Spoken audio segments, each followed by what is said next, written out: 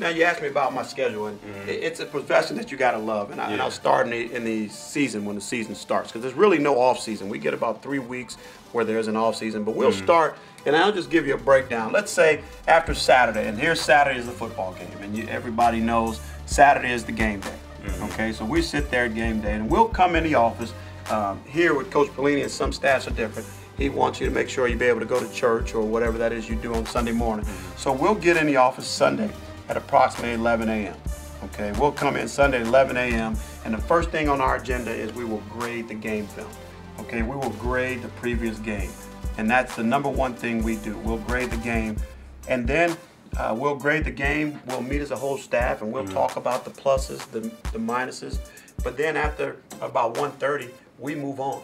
Okay, and we move on to breaking down our next opponent. And so we'll be in the office that night, and I usually get home somewhere around midnight. Okay, that's about when I get home, at about midnight. That's probably when I leave here. By the time I get home, it's probably a little bit late. And for me, I can't just go home and go to bed. I have to catch up to what's happening in the world. I got to turn on the news, turn on CNN, and find out what's happening. So I'll get to bed about 2 o'clock, and then Monday morning we're back in here at 6 a.m. We're back in here at 6 a.m. Monday morning, finishing up our initial preparation for the game. And then, of course, we'll meet as a staff all in the morning, talk about upcoming opponent, and then we have player meetings coming at 2 o'clock, 2 p.m. We'll be in the players meetings. Okay, so we'll do players meetings at 2. They last to about 4, and then, of course, we're on the practice field. Now, this is where I think people think that, okay, after practice, you know, what's going on. Well, when practice ends, this is where the players can go get their studying done and go home, but we go back into staff meeting after practice.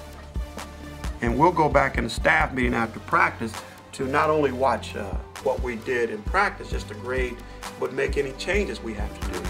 And then that'll last again to about midnight on Monday night. Another midnight. Another midnight. So that'll last, that's Monday night and Tuesday night and Wednesday night. So, you know, we talk about different segments in practice. Like Monday, we talk about our base package, okay? And then come Tuesday, it's the exact same schedule, but our meetings at night, now we'll talk about our nickel package, okay? So then this will be when we talk about our nickel defense and things they will do in nickel personnel. The same schedule applies on Wednesday, but Wednesday is when we will talk more third down stuff. This is when we deal with what the opponent is doing on third down. And so, but each of these nights will probably end at about midnight. So a lot of players are asleep, or they're supposed to be asleep. Supposed to be asleep. You guys are still pretty much just coming home, just, I guess. Well, with that week being, we talk about Urban Meyer's situation, do you do anything to re-energize yourself during the week? Well, I tell you what we do here, what Coach Pelini does. You know, now our Thursday comes around, okay? And what we do on Thursday, all this normally happens, and we practice. But after practice, it's our family night. It's when Coach Pelini allows us on Thursday nights, instead of meeting as a staff, because we figured the hay's in the barn by Thursday, we're allowed to spend those Thursday evenings with our family. And that's good, you know, to kind of get away from it all. Even though a lot of times, even though I'm with my family, I'm preoccupied thinking about what's going on during the game. In the back of your head, because I can remember training camp where I would have dreams sometimes about your nickel packages moving forward. But yeah, I understand how it's just going on in your head. So let's talk about going into Friday, because you had to be getting excited just like a player, because game day is arriving. Absolutely. It's Friday.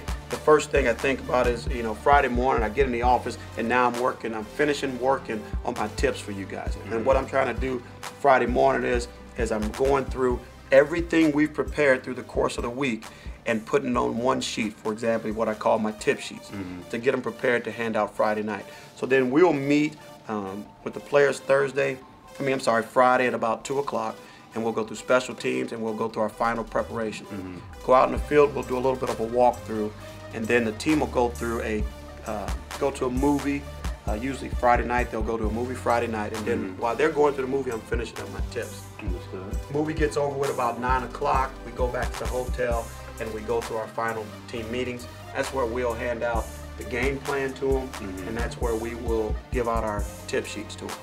And so we'll do that, and that's what comes up Friday night. So the big thing is on Friday that we go through is our final meetings, our final meetings, and our tips. that we hand out, and we give those Friday night. And you know, we always tell you bedtime is at 10:30. So when we break with meetings, now we'll sit there in that meeting room as a staff and just continue to watch tape, because you never know where something may come up. So we'll finish that Friday night at about 11:30 or so, and then again, you're not going to sleep because of that excitement, just like a player. Okay, I was going to ask you that, because on Friday nights we couldn't sleep, and even in the NFL Saturday nights you can't sleep. Yeah. So similar to a player, coaches just can't sleep. So that's why you see them in the interviews with the back. Yeah, because you're sitting there thinking about, is there something that I haven't gone over with, that I haven't prepared you for? And I think what that has done for me too is change my whole coaching style too, because I try to hopefully have young men understand the game like I will. So if something happens in a game, that they can figure it out as I would have figured it out watching film Friday night. But you're always paranoid about, well, what if they do this, or what if the team do that? But hopefully you just know you prepared the guys well enough. And then of course Saturday's game time, and this game time is actually the best time for me, because that's when I can take myself out of it. Hopefully I've done my job Sunday through Friday, and I try to let you guys just play. Yeah. And then I try to coach as little as possible and be an advisor at that time. So that's during the course of the season. Now signing day had just passed. We know it's hectic. Coaches, I remember playing for Coach Solis. He would say, "Hey, congratulations, love you guys." Then he's on a plane somewhere because he got to sign a guy from Texas or California. So talk about what went into that after the bowl game. You guys won the Holiday Bowl. Now you're trying to land these guys for the upcoming season for signing day. Yeah. Talk about that type of schedule. Well, I'll add this into this schedule, because starting September 1 of every year is when we are allowed to make phone calls, one phone call a week to these prospects. And so our prospect list will start with approximately, in the wintertime or in the spring right after signing date, 400 or so players on our list, of recruitable players on our list. And by the time we go out, make phone calls, find out those are interested, that list pares down to about 50.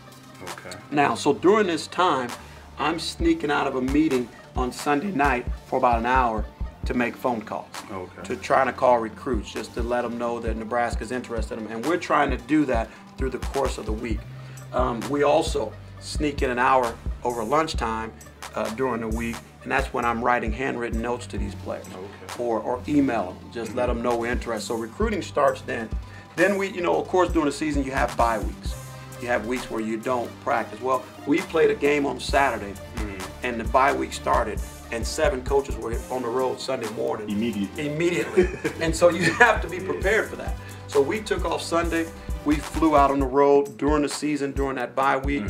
And we had to be on the road Sunday, Monday. We practiced Tuesday, so we flew back on the road Wednesday, Thursday, and we came back for Friday, Saturday practice. A lot of Red Bull. It keeps you going. Yeah. And so we do all of that. But then what happens is, the minute the season's over, a contact period starts right when the season's over with. Right after we played, for example, we played for the Big 12 Championship Texas that Saturday. Most coaches stayed in Texas and flew out of Dallas Sunday morning to immediately hit the road recruiting. Wow. And so we're on the road. There becomes a dead period in December where you can't contact a recruit. So that's over the Christmas holiday. But when you play in a bowl game, we left on Christmas Day. Yeah. And so we left on Christmas Day for San Diego, began preparation for that bowl game. The minute the bowl game was over with, of course, you're back into your recruiting, because signing day now was less than 6 weeks away. So you hit the road right away, especially for that final stretch, and that's a crucial time for it. So it's just a year-round grind. A lot of people, during the season, football is a grind, but there's no off-season. You hear that a lot with athletes, but it's similar to coaches. So let's get into the nuts. Let's get into the fun part. We're gonna look at some game film, some picks, and I'm sure you take credit for those picks, because D-backs coaches love picks. So let's look at some game film of your athletes from this past fall. Okay, sounds good.